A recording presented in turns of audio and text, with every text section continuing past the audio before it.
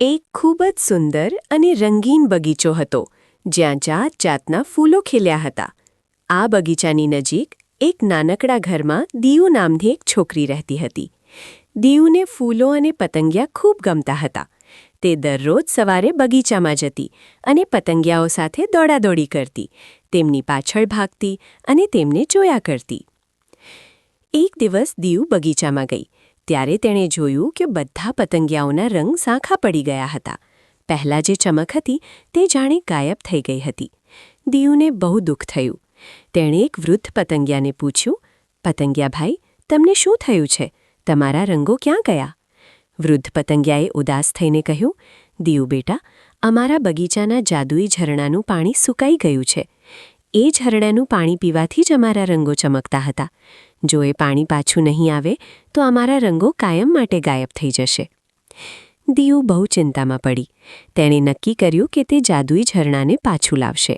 વૃદ્ધ પતંગિયાએ દિયુને એક જૂનો નકશો આપ્યો અને કહ્યું કે આ ઝરણું બગીચાની પહેલે બાજુ આવેલા રંગ પહાડ પર છે.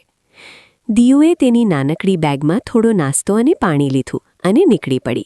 રસ્તામાં તેને એક કાંટાવાળી ઝાડી અને એક મોટો ખાડો પાર કરવાનો આવ્યો. તેણે હિંમત રાખીને તે બધા અવરોધો પાર કર્યા. ઘણા સમય ચાલ્યા પછી તે રંગ પહાડ પર પહોંચી. ત્યાં તેણે એક સુકાયેલું ઝરણું જોયું.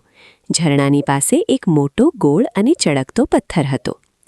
જેવી દિયુએ તે પથ્થરને અડ્યો કે તરત જ એક જાદુઈ અવાજ આવ્યો, બેટા, આ ઝરણું ત્યારે જ ફરી વહેશે જ્યારે કોઈ સાચા દિલથી મહેનત કરશે અને રંગોનું ગીત ગાશે.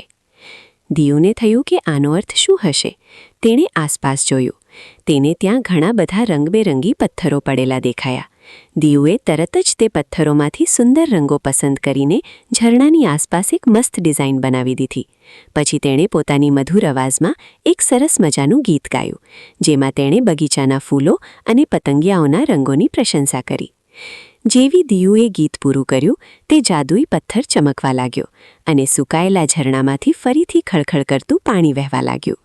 પાણીના ટીપાં પથ્થરો પર પડતા જ પથ્થરોમાંથી પણ રંગો નીકળીને પાણીમાં ભળવા લાગ્યા. દિયુ ખુશ થતી પાછી બગીચામાં આવી અને તેણે પતંગિયાઓને બધી વાત કરી. બધા પતંગિયાઓએ તરત જ તે ઝરણાનું પાણી પીધું અને તેમના રંગો પહેલાં કરતાં પણ વધુ ચમકદાર બની ગયા. આખો બગીચો ફરીથી રંગીન અને ખુશખુશાલ થઈ ગયો. દિયુની મહેનત અને તેના મધુર ગીતથી બગીચામાં ફરીથી રોનક આવી ગઈ.